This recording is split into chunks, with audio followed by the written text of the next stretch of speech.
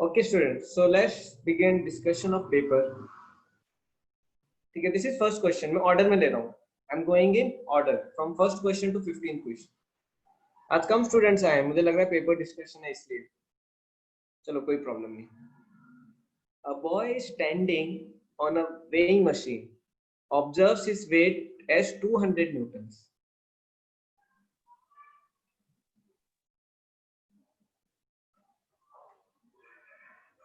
When he suddenly jumps upward, his friend noticed that the reading of machine increased to 400 newton.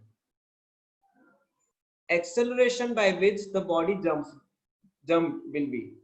देखो ये question कौन से concept से, कौन से लॉ ऑफ मोशन से ये question. This question is from which law? This question is from third law of motion. Very good, third law.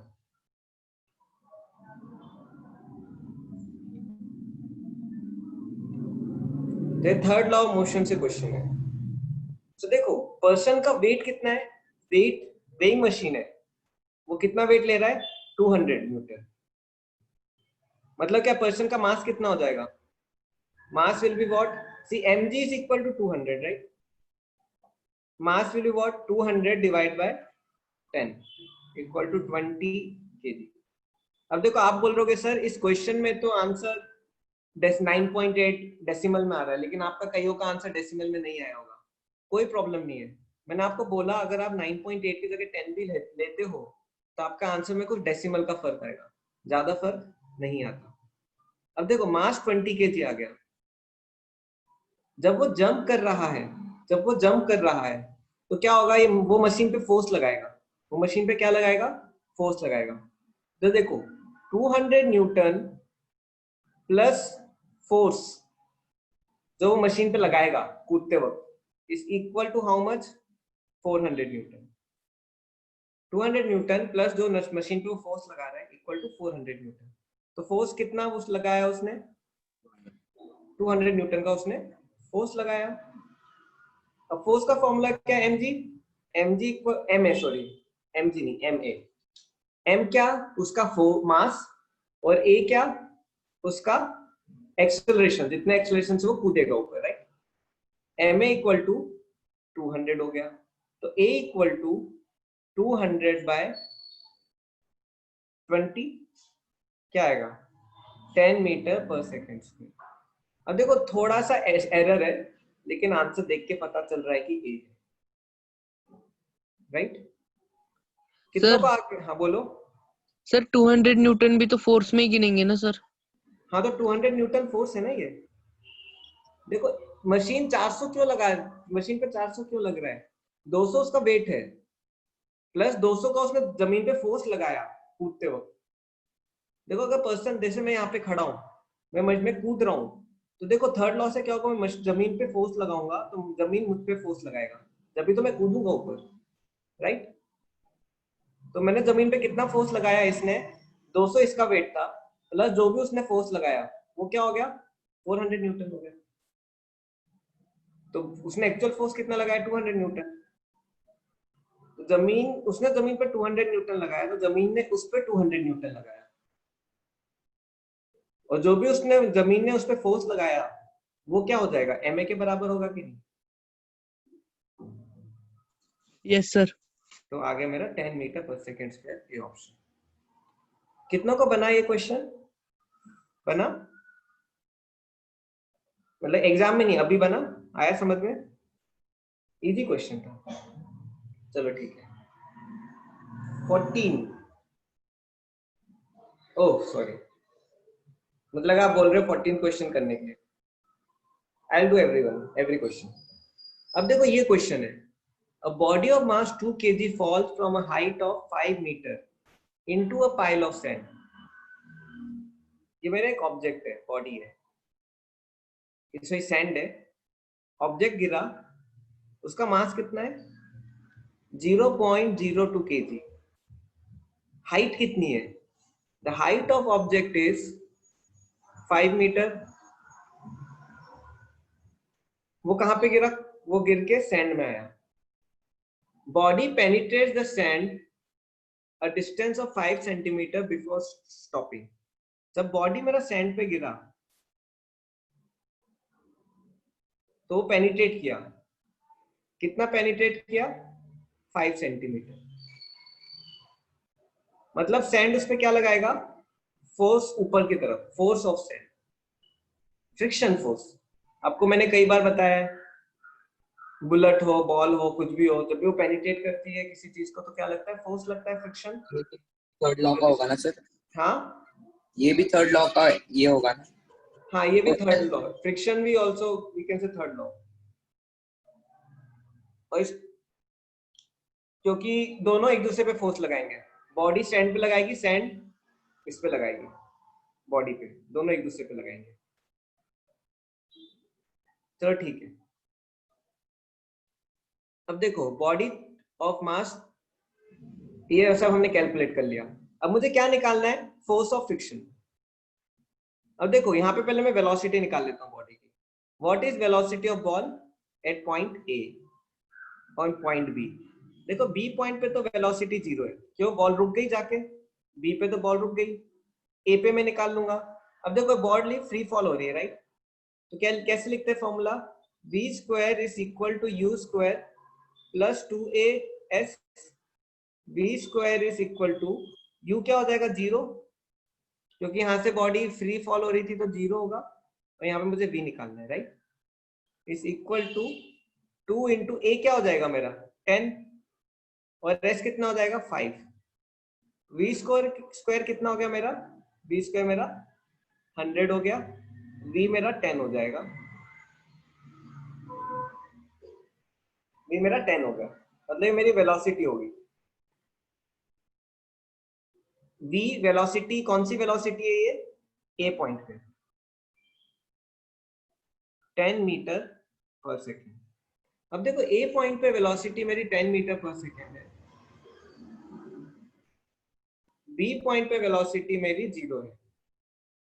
अब देखो सैंड उस पे कुछ एक्सेलरेशन लगाएगी, डिस्टेंस कितना है मेरा? 5 centimeter. I can write even 5 by 100 meter, 5 by 100 distance. ये वाला देखो, ये वाला डिस्टेंस है, ये वाला। अब मैं ये वाले मोशन की बात कर रहा हूँ, आई एम डूइंग, पहले ये देखो, पहले मोशन मैंने ये वाला किया, ये फर्स्ट मोशन था, तो मैंने यहां पे सॉल्व किया। फर्स्ट केस बोल सकते हैं, फर्स्ट केस जब वो हवा में था। जो फर्स्ट केस की फाइनल वेलोसिटी है वो सेकंड केस की इनिशियल वेलोसिटी होगी। जो फर्स्ट केस की फाइनल वेलोसिटी है, जो यहाँ पे फाइनल वेलोसिटी आई, वो सेकंड केस की इनिशियल वेलोसिटी हो जाएगी। वेलोसिटी ऑफ बी 0 इस पॉइंट पे, डिस्टेंस मेरा कितना है? 5 सेंटीमीटर। अब लगा दो equation of motion, v square is equal to u square plus 2as। Final velocity क्या है? ये vb है। कितनों को यहां तक समझ में आ रहा है? किसी को कोई डाउट? फिर मैं आगे बढ़ता हूं। आ रहा है आप सबको समझ में, राइट? चलो ठीक है। अब देखो, अब यहाँ पे वेलोसिटी क्या होगी? vb लिख लेता हूँ, va लिख लेता हूँ, vb sorry, final velocity vb है। vb square is equal to ये va square plus 2as। vb square क्या होगा? 0 is equal to 10 square plus 2 into a into s। कितना है मेरा? s है मेरा 2 बाय 5 बाय 100। अब इसको लेफ्ट साइड ले जाता हूँ, माइनस 100 इज इक्वल टू 10, इन दोनों को मल्टीप्लाई किया, a बाय 1000, सॉरी 100, ये 0 0 कटेगा, a is equal to minus 1000 meter पर सेकेंड स्क्वायर। अब देखो फोर्स तो बहुत इजी है, फोर्स क्या होगा? फोर्स इक्वल टू एम है, फोर्स इक्वल टू एम है, बॉडी का मास दिया है, फोर्स ऑफ फ्रिक्शन है ये। देखो फोर्स ऑफ फ्रिक्शन नेगेटिव होता है, फोर्स ऑफ फ्रिक्शन नेगेटिव होता है। मास कितना है बॉडी का? बॉडी का मास दिया है मुझे 0.02 kg, तो 0.02 इंटू, सॉरी मास देखो इंटू है, sorry into 1000 minus 1000. Force equal to minus 2/100 into 1000. ये डेसिमल शिफ्ट किया मैंने, 0 0 कट जाएगा, -20 न्यूटन. अब देखो इसके अप्रोक्सीमेटली आंसर क्या है, इसके अप्रोक्सीमेटली -19.6 है.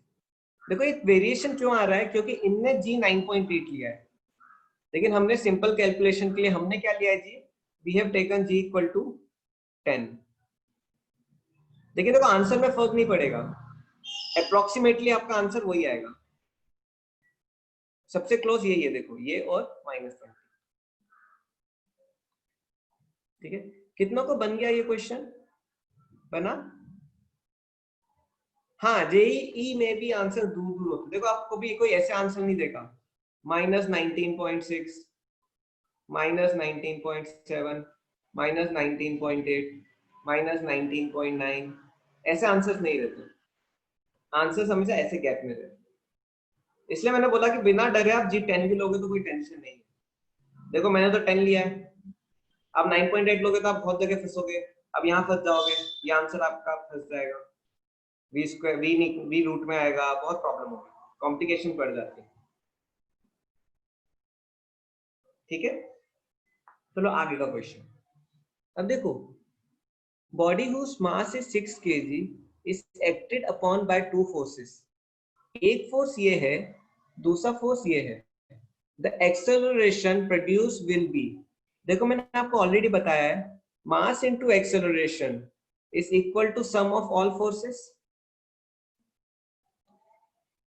ये कौन सा लॉ है students? This is which law of motion? This is which law of motion? Sum of all forces is equal to ma. Second law, second law मैंने बताया था, राइट? सेकेंड लॉ है, sum of all forces equal to ma. Second law है, very good, याद रखना. First law talks about inertia, inertia, right? Inertia first law. Second law talks about this, sum of forces is equal to ma. अब देखो सम of forces क्या है, F1 vector plus F2 vector, ये F1 हो गया, ये F2 हो गया, इज इक्वल टू ma. अब देखो F1 F2 ऐड कर दो, 8i plus 10j plus 4i plus 8j is equal to m कितना है मेरा 6, और मुझे a निकालना है. इनका सम क्या आ जाएगा, 12i plus 18j is equal to 6a cap. a cap is equal to 2i cap plus 3j cap. ये मेरा क्या आ गया, a आ गया. इजी है. अब देखो एक्सेलरेशन मैंने आपको वेक्टर फॉर्म में दिया, ये कौन सा फॉर्म है, कार्टेशियन फॉर्म. Cartesian form. कई बार क्वेश्चन में instead of Cartesian form they can even give in polar form. Question can be even given in polar form. तो अब क्या करो, कुछ मत करो, इसको पोलर फॉर्म में कन्वर्ट कर दो. आपको आता है पोलर फॉर्म में कन्वर्ट करना. अब देखो vector a is equal to 2i plus 3j, तो इसका मैग्नीट्यूड क्या हो जाएगा, under root of 2 square plus 3 square, क्या आ जाएगा, under root of 13. 4 plus 9 equal to 13. ये आपका क्या आ गया, मैग्नीट्यूड आ गया. वैसे आप क्या निकाल सकते हो, वैसे आप डायरेक्शन निकाल सकते हो. अब देखो 2.2i3j मतलब क्या है, 2,3 है, आपको मैंने बताया. y एक्सिस कितना हो जाएगा 3, x एक्सिस कितना हो जाएगा 2, राइट? तो आप निकाल लो, ये मेरा वेक्टर है,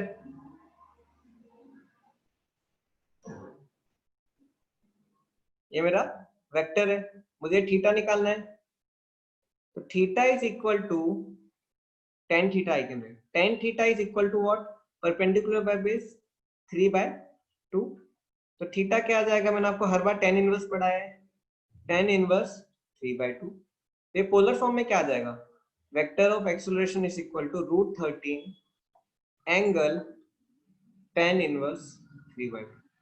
this is also one way of writing. दोनों सेम ही चीज है, दोनों सेम ही चीज है. देखो मैं आपको ये बार बार क्यों बता रहा हूँ, क्योंकि vector is the backbone of physics. तो मैं जब भी आएगा पूरा पढ़ाऊंगा. देखो ये मेरा एंगल हो जाएगा, tan इनवर्स 3/2। ये लेंथ कितनी हो जाएगी? This length will be √30। और ये पॉइंट क्या होगा? ये पॉइंट हो जाएगा मेरा 2,3। और ये वेक्टर को कार्टेशियन फॉर्म में क्या लिखेंगे? 2i + 3j। This is how we do. तो कई बार आपको कार्टेशियन की जगह ये भी मिल सकता है, तो ध्यान रखना, ठीक है? ओके, ये बना सबको स्टूडेंट्स?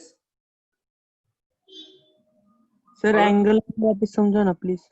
ठीक है, एंगल फिर बताओ। देखो 2i3j है। 2i3j मतलब क्या? x एक्सिस में 2, y एक्सिस कितना? y एक्सिस 3, y एक्सिस 3 है, ये x एक्सिस 2 है।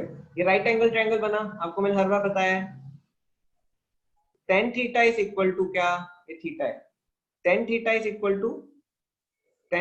Equal to perpendicular by base yes sir. 3/2। थीटा क्या हो जाएगा? tan inverse 3/2।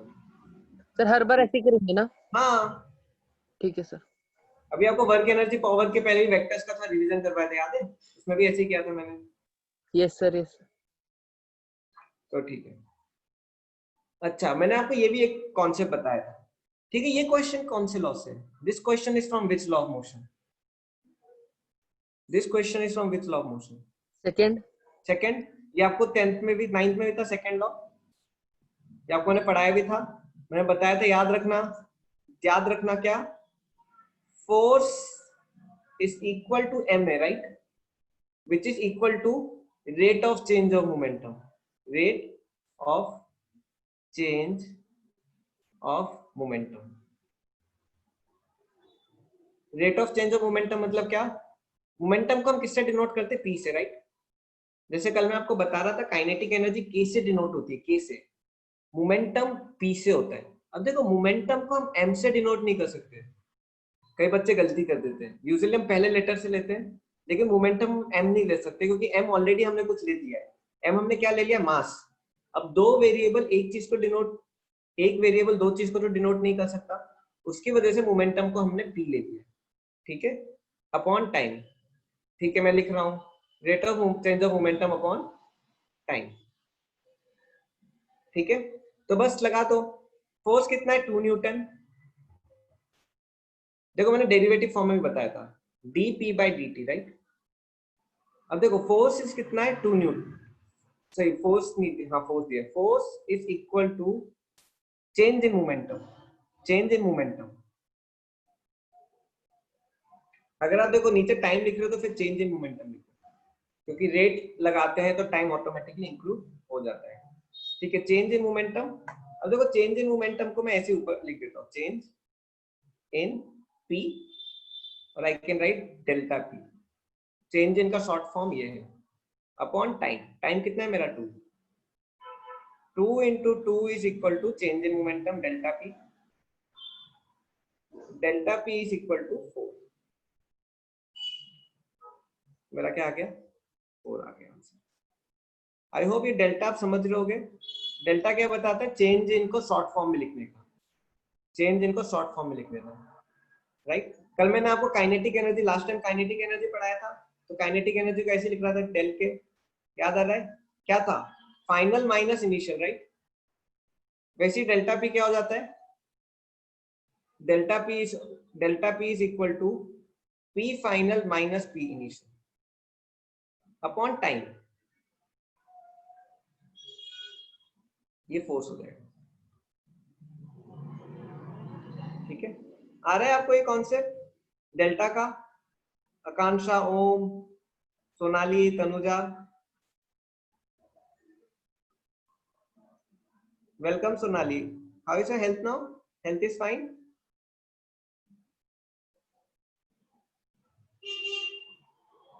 चलो good, happy to see you. चलो,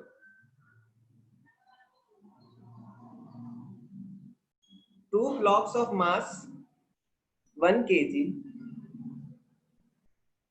and 2 kg are connected to a frictionless table. एक टेबल है फ्रिक्शनलेस, उस पे क्या खड़े मेरे? दो बॉक्स है, एक का मास क्या है 1 kg और दूसरे का मास कितना है 2 kg। कांटेक्ट में a horizontal force of 3 Newton is applied to force of 3 Newton is applied to mass small m, ये small m है, ये capital M।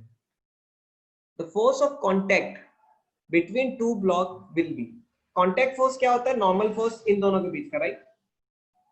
मैंने आपको कांटेक्ट फोर्स बताए थे, types of contact force 4 type के बताए थे, राइट। रस्सी में टेंशन रहता है, हॉरिजॉन्टल सरफेस में फ्रिक्शन रहता है, स्प्रिंग में स्प्रिंग फोर्स रहता है, और दो ऐसे बॉडी पे क्या रहता है नॉर्मल फोर्स। देखो कई बार क्वेश्चन में ये नहीं लिखा होता,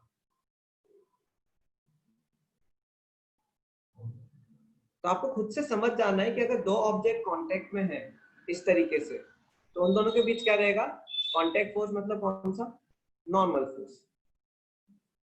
तो मैं क्या करूंगा, मैं देखूंगा दोनों पे एक दूसरे पे नॉर्मल फोर्स लगाएंगे। Okay students, can you all please give me your attendance. अब अटेंडेंस टाइप कर दो सब।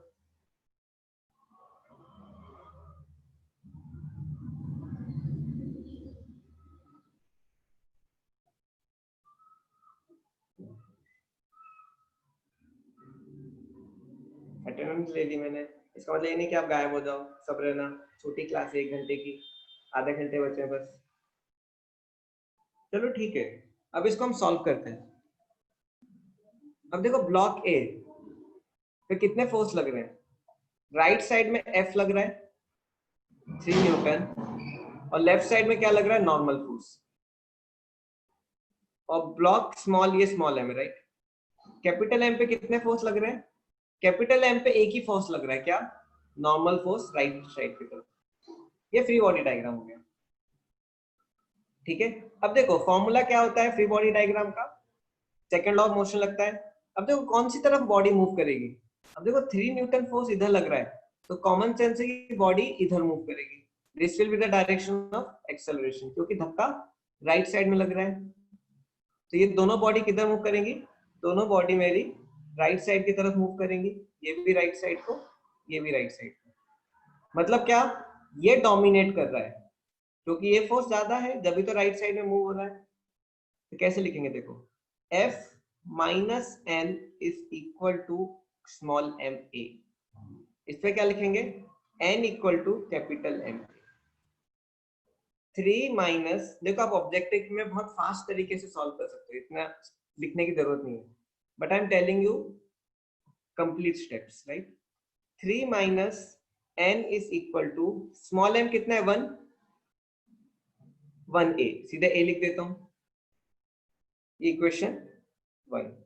ये क्या हो जाएगा n equal to capital M क्या है 2, 2 इंटू ए 2a। अब इन दोनों को सॉल्व कर दो। देखो जब हम ऐड करते हैं, add 1 and 2, when we add 1 and 2, add 1 and 2, तो क्या होगा 3 minus n plus n is equal to 3a, a equal to 1 meter पर सेकेंड स्क्वायर। मुझे a भी मिल गया। कई बार ये क्वेश्चन लिंक बेस्ड जाते हैं, लिंक क्वेश्चन में क्या होता है, एक ही क्वेश्चन से दोनों पूछ लेते हैं, दे आस्क यू a आल्सो। मैंने इसमें एक लिंक क्वेश्चन पूछा है, मैं बताऊंगा कौन सा, and they ask you n also. अब देखो इधर डाल देता हूं, put a in equation 2, put a in equation 2, क्या आ जाएगा n इक्वल टू, हाँ लिमिटिंग फोर्स वाला, 2 into 1 equal to 2 newton. Very good, कई बच्चों का आ गया 2 न्यूटन, ठीक है। Next question, which is not the force, इनमें से कौन सा फोर्स नहीं है। देखो tension is a force, impulse, very good, force by a string, right, object लटकता है तो रस्सी फोर्स लगाती है। अपथ्रस्ट, अपथ्रस्ट कौन सा फोर्स है स्टूडेंट्स, आपने पढ़ा होगा, राइट। व्हाट इज मोमेंट, नहीं, अपथ्रस्ट किसका फोर्स होता है, सर पानी लगाता है, पानी लगाता है, आपने पढ़ा होगा Archimedes principal, water force, very good. Upward, buoyancy है ना वो तो, हाँ बॉयंसी होता है ना सर वो तो। उसको अपथ्रस्ट ही बोलते हैं। अपथ्रस्ट, देखो दो चीजें अपथ्रस्ट लगाती है, हवा भी अपथ्रस्ट लगाती है। देखो जब पत्ता गिरता है, कोई भी ऑब्जेक्ट गिरता है, हवा उसके ऊपर अपथ्रस्ट लगाती है। तो upthrust means what, upward force by water, we can say air, दोनों लगाते हैं। जब ऑब्जेक्ट गिरता है तो एयर अपथ्रस्ट लगाता है, वाटर तो लगाते ही है। आपकी शिप अपथ्रस्ट की वजह से तैर रही है। ये पूरा चैप्टर है आपको फिजिक्स में, बहुत इंटरेस्टिंग चैप्टर है, मैं पढ़ाऊंगा आपको। नॉर्मल फोर्स तो पता है आपको, contact force, type of contact force between two bodies, contact force between two body. Impulse is not a force, impulse is not a force. मैंने आपको ये पढ़ाया नहीं है, लेकिन मैंने आपको ये तीन तो पढ़ाए हैं, ये आपने पहले का पढ़ा है, राइट, वेरी गुड। सो आपका आंसर डी हो गया। Cyclist bend while taking turn in order to, देखो मैंने आपको ये कौन से भी किस ऑब्जेक्ट का क्वेश्चन है, ये टर्निंग का, राइट, टर्निंग का मैंने आपको बताया था। कभी भी ऑब्जेक्ट को टर्न होना है तो उस पे हमें हमें एक फोर्स लगाना पड़ता है बाहर से। कौन सा फोर्स लगाना पड़ता है, सेंट्रीपिटल। आपको मैंने कई एग्जांपल दिए थे, बहुत सारे एग्जांपल्स। अर्थ घूम रही है, हम क्यों खड़े हैं, क्योंकि अर्थ हम पे सेंट्रीपिटल फोर्स लगा रहा है, ग्रेविटी। वैसे अर्थ क्यों घूम रही है सन के अराउंड, क्योंकि सन उस पर सेंट्रीपिटल फोर्स लगा रहा है। क्या है वो भी ग्रेविटी, ग्रेविटेशनल फोर्स।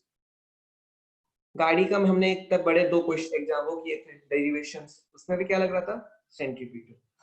वैसे इस पे भी एक फोर्स लगता है सेंट्रीपिटल, वो हम लगाते हैं। हम कैसे लगाते हैं, मैंने आपको बाइकर्स का एग्जांपल भी दिया था, राइट, मैंने बोला था बाइकर्स पूरे घुटने तक बैठ जाते हैं, क्यों, क्योंकि वो बाइक पे फोर्स लगाते हैं सेंटर की तरफ, ताकि बाइक टर्न हो जाए। So this is correct option, right? Okay. What are the effects if force is acting on a moving body in a direction perpendicular to the direction of motion?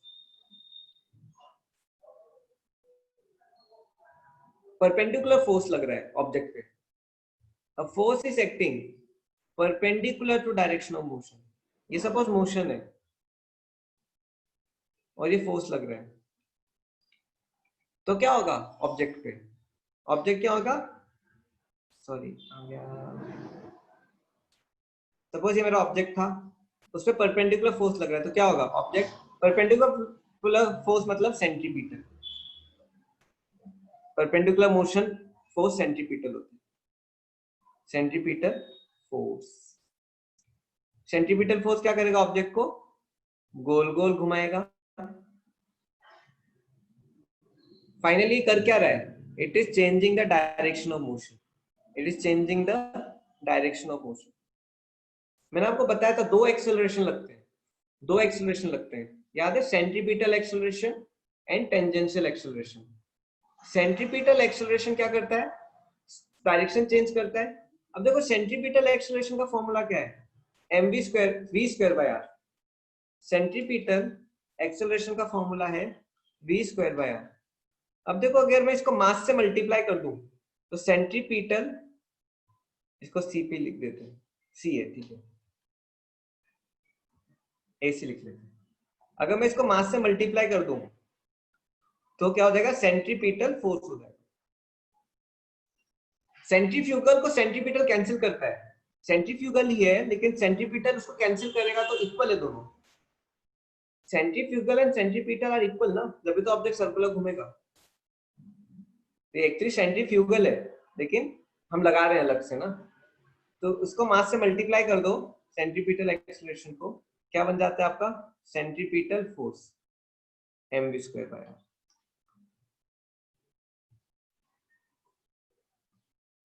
Yes, perpendicular आपको यहां से, मैं थोड़ा आपको concept बढ़ा रहा हूं। देखो whenever I discuss paper I try to explain more left right things, ताकि आपको और अंडरस्टैंडिंग बढ़े, ठीक है, okay. a body of mass 400 grams slide on a rough surface. If friction is 2 Newton, देखो ऑब्जेक्ट है, उसका मास है 400 ग्राम्स, वो क्या हो रहा है, स्लाइड हो रहा है। स्लाइड्स मतलब मूव कर रहे हैं। If friction force is 2 Newton, किधर लगेगा फ्रिक्शन फोर्स, ऑपोजिट डायरेक्शन में। Friction force will act in opposite direction. The coefficient of friction is, देखो ऑब्जेक्ट मूव कर रहा है तो मेरा कौन सा फ्रिक्शन रहेगा, काइनेटिक फ्रिक्शन। Kinetic friction. और मेरा कोफिशिएंट कौन सा निकलेगा, मोशन जब ऑब्जेक्ट का होता है तो मेरा कोफिशिएंट ऑफ काइनेटिक फ्रिक्शन निकलेगा यूके। तो मैंने ये कोफिशिएंट पूछा है आपसे, यूके पूछा है आपसे, यूके पूछा है। अब देखो फॉर्मूला क्या होता है, u k n is equal to friction. और मैंने आपको ऑलरेडी बताया अगर हॉरिजॉन्टल सरफेस होगा, अगर हॉरिजॉन्टल सरफेस होगा तो n is equal to mg, only for horizontal, only for horizontal n is equal to mg। तो u के n की जगह क्या डाल दो, mg is equal to friction. u k m कितना है मेरा 400, g कितना है 10। लेकिन देखो ये मेरा ग्राम में, ये मेरा किस में, ग्राम में। इसको किस में कन्वर्ट करोगे, केजी। तो m मेरा 1000 से डिवाइड होगा, इक्वल टू 2। अब देखो सारे जीरो कट गए, सारे जीरो कट गए। u के क्या आ जाएगा 2/4 इक्वल टू 1/2 इक्वल टू 0.5। क्या ऑप्शन हो गया, ए ऑप्शन हो गया। कितनों को आ रहा है समझ में, आप सबको बन रहा है, इजी है राइट। आप सबको मार्क्स मिल गए होंगे ना फिजिक्स के। कितने मार्क का पेपर था फिजिक्स का, 30 राइट। कितना है, किसी के 25 आए, 25 एंड अबव, 22 है सूरज के, 26 है, very good Sahil. How many got between 20 and 30, 20 है, वेरी गुड रितेश। ओके कितनों के 15 से ऊपर आए। अभी देखो अभी की in first paper of laws of motion Sonali 19, yes yes sir. देखो u k mg is equal to friction, friction क्या है मेरा 2, u के mg, m क्या है मेरा 400 ग्राम्स, g कितना है 10।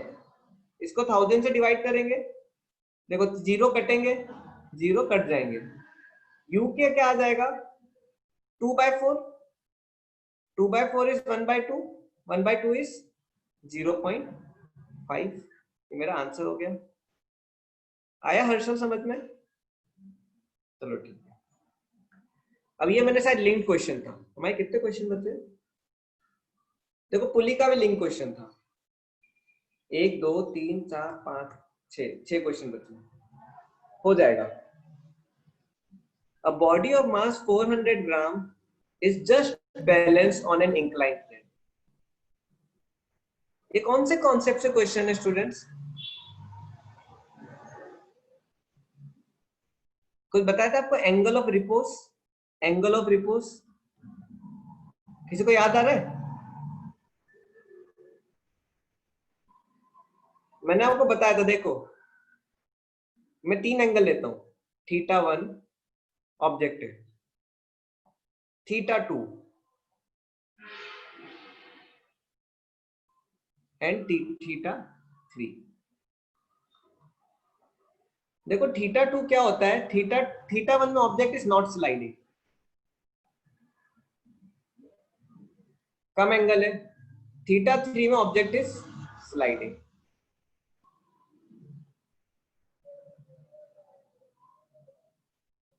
और θ2 में क्या होगा, जस्ट बैलेंस, मतलब इससे ऊपर थोड़ा भी एंगल बढ़ा तो क्या हो जाएगा, ऑब्जेक्ट डिसबैलेंस हो जाएगा, जस्ट बैलेंस। आप कभी एक कॉपी को एक उस पर रखना, किसी भी चीज को ऐसे टेढ़ा करना, अब जब टेढ़ा करोगे चीज को तो क्या होगा, आपको पता चलेगा कि ऑब्जेक्ट एक एंगल पर गिरने लगता है। इस थीटा 2 को एंगल ऑफ रिपोज बोलते हैं, angle of repose.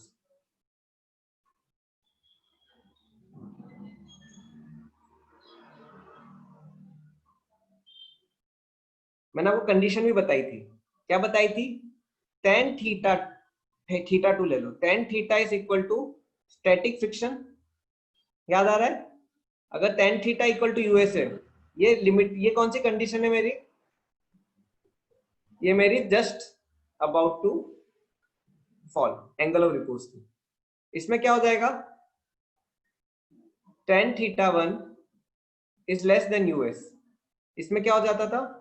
tan theta 3 is greater than u s. अब कितनों को कनेक्ट हुआ? कितनों को याद आया? याद आया होगा आपको, पढ़ाया था मैंने। अबाउट टू फॉल मतलब क्या? मैं इस कंडीशन की बात कर रहा हूँ, I am talking about this condition, I am talking about this condition. तो देखो tan theta is equal to u s. Limiting friction मतलब क्या? यूएस। लिमिटिंग फ्रिक्शन यूएस का होता है, मतलब मैक्सिमम वैल्यू ऑफ फ्रिक्शन देता है। क्या हो जाएगा? 1। तो tan theta equal to 1, theta equal to 45 degree. क्या आ जाएगा आंसर? आंसर आ जाएगा मेरा सी ऑप्शन। सिंपल था। देखो उस पे लिंक क्वेश्चन है, ये उसी पे लिंक क्वेश्चन है, सेम हर चीज वही दी है। Object of mass m is just balance on an inclined plane. Just balance मतलब अब मुझे ये एंगल मिल गया है, 45 डिग्री है, पिछले क्वेश्चन से आ गया था, यहाँ पे जस्ट बैलेंस है। तो coefficient of limiting friction is 1। The contact force between body and plane is, क्या पूछा है? Normal force. क्या नॉर्मल फोर्स? ये n। n क्या होता है मेरा? What is n?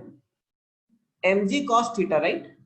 mg cos theta, जो बॉडी पे mg लगेगा, ये थीटा 45 है, यही थीटा है मेरा, और ये mg लग रहा है, बस लगा। तो n is equal to m कितना है? 400 बाय 1000 ग्राम है, केजी करो।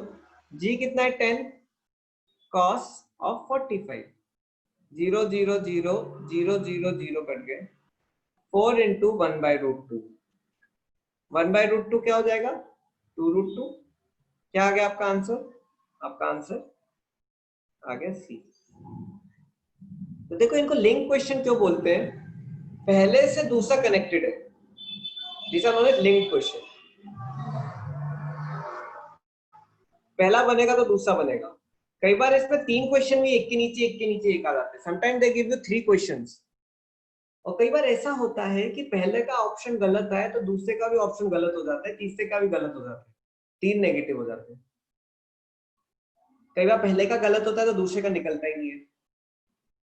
तो हमें थोड़ा लिंक क्वेश्चन में ध्यान रखना पड़ेगा। देखो ये डायरेक्ट फॉर्मूला बेस्ड क्वेश्चन है, डायरेक्ट फॉर्मूला बेस्ड। मैंने आपको बताया था, 3 केसेस बताए थे, याद आ रहा है? एक क्या? Motion on a banked road, उस पे बताया था आपको एक motion on a level road, और एक आपको बताया था मोशन ऑफ अ ट्रेन। ये मेरा क्या है? मेन है। This is father of all फॉर्मूले, राइट?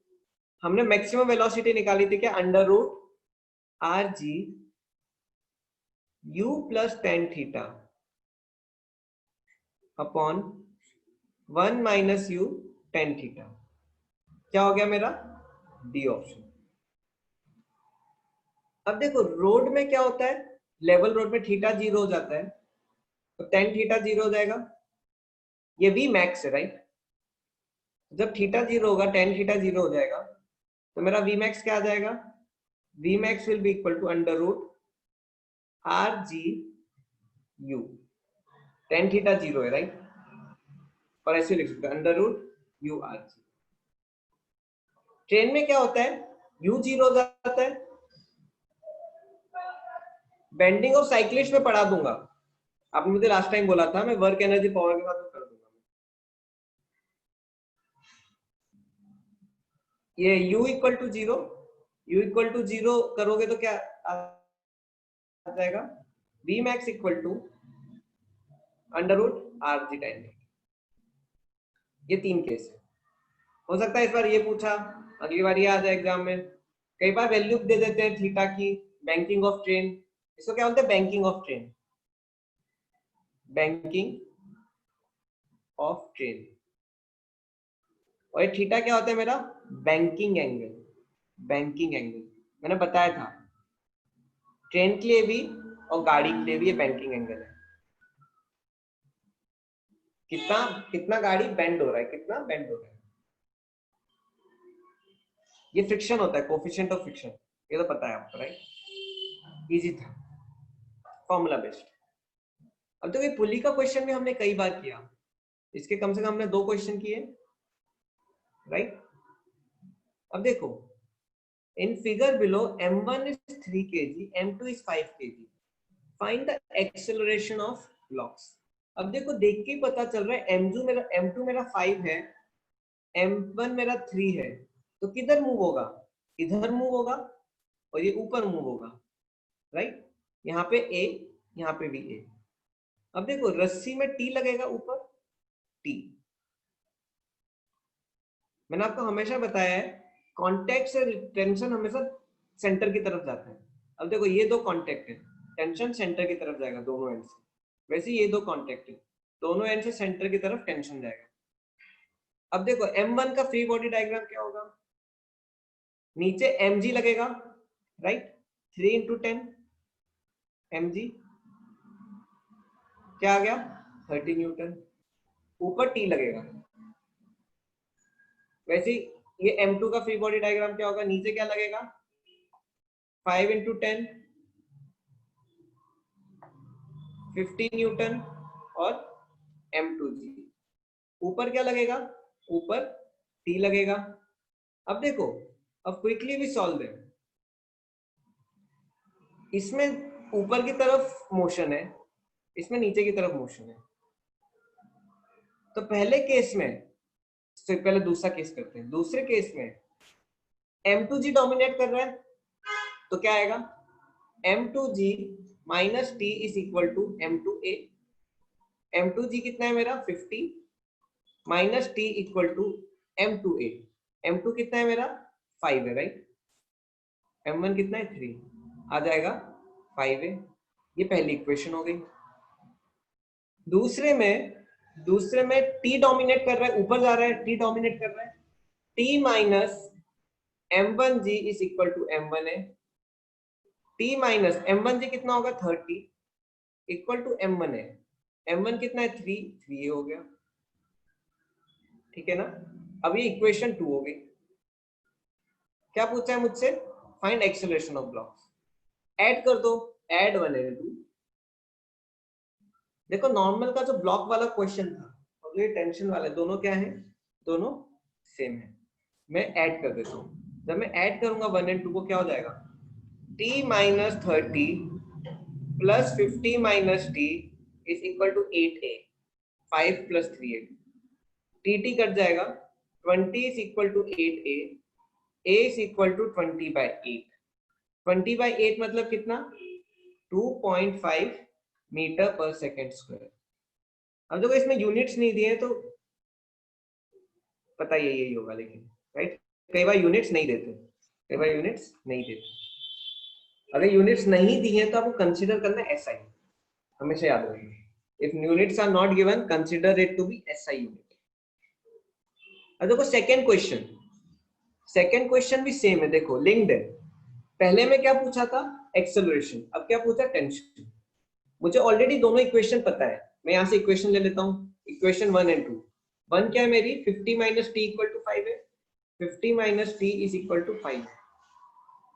ये क्या है मेरा second equation, t minus 30 equal to 3 है, मेरा a आ गया है, इनको ऐड करने से 2.5। अब मुझे क्या चाहिए t, देखो किसी में भी डाल दो, t equal to 30 plus 3a। चलो सेकेंड इक्वेशन लेते हैं, t equal to 30 plus 3 into 2.5 37.5, very good. अब देखो कुछ नहीं दिया मतलब ऐसा यूनिट हमें कंसीडर करना है। आंसर क्या आ गया? आंसर आ गया 37.5 न्यूटन। ओके, कितनों को बना है students? How many got it? बना? चलो, देखो कई बच्चों ने एग्जाम में गलती कर दी होगी, लेकिन अब सीख जाओगे। This is how we learn. ये लास्ट क्वेश्चन देखो, जब भी फ्रिक्शन लगता है, जब भी फ्रिक्शन लगता है, friction depends on two things. First thing is normal reaction of object, normal reaction of object, of an object. कितना ऑब्जेक्ट का नॉर्मल रिएक्शन है, right? Second, it depends on types of surfaces, types of surface.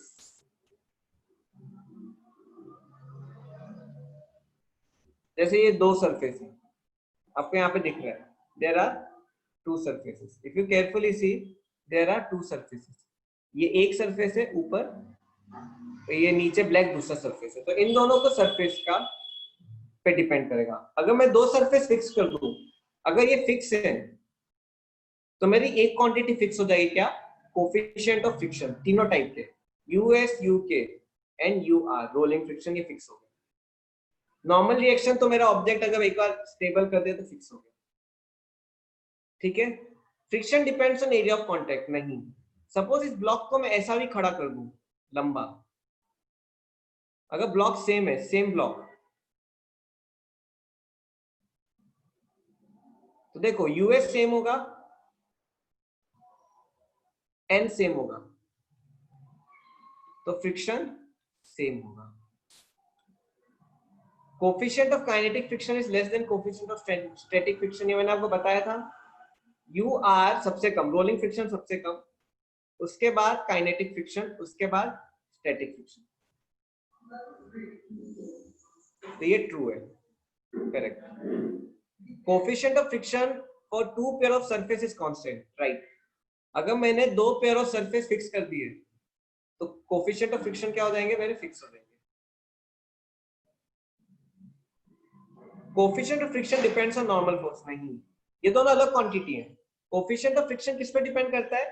Coefficient of friction depends on types of surfaces. देखो, अगर ये suppose मेरा है would, ये मेरा आयरन बॉक्स, और ये मेरा सपोज है एक आयरन कॉइन, दोनों आयरन है, तो इन दोनों का लकड़ी के साथ कोफिशिएंट ऑफ फ्रिक्शन सेम होगा।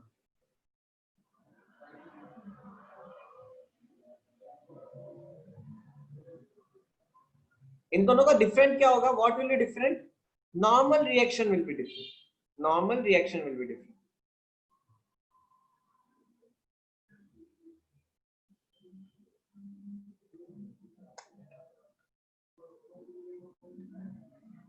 इसका आंसर है, तो ये गलत हो गया, इसका आंसर है 2 and 3, B option.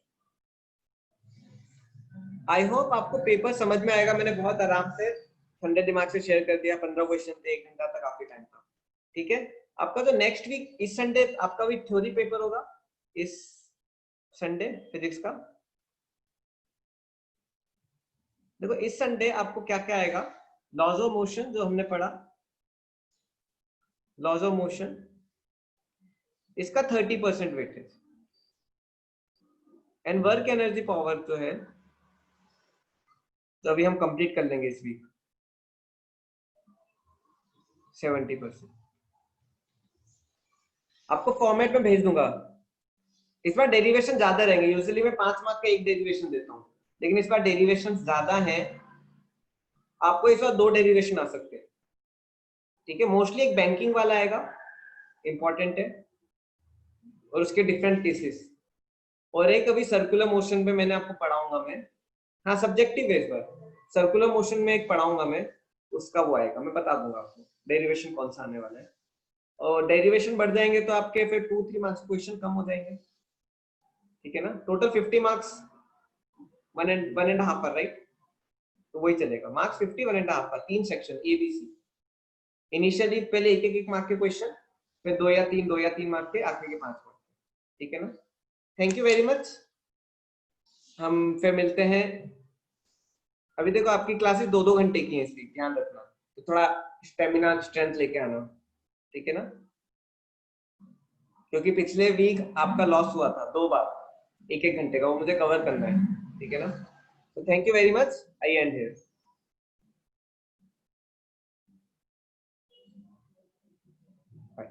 Bye sir. आपको मैंने पिछली क्लास के वो नहीं दिए ना, नोट्स भेज दिए लास्ट क्लास के, तो मैं लास्ट क्लास के और इस क्लास के दोनों के भेज दूंगा, ठीक है ना। उससे पहले के भेजे सारे,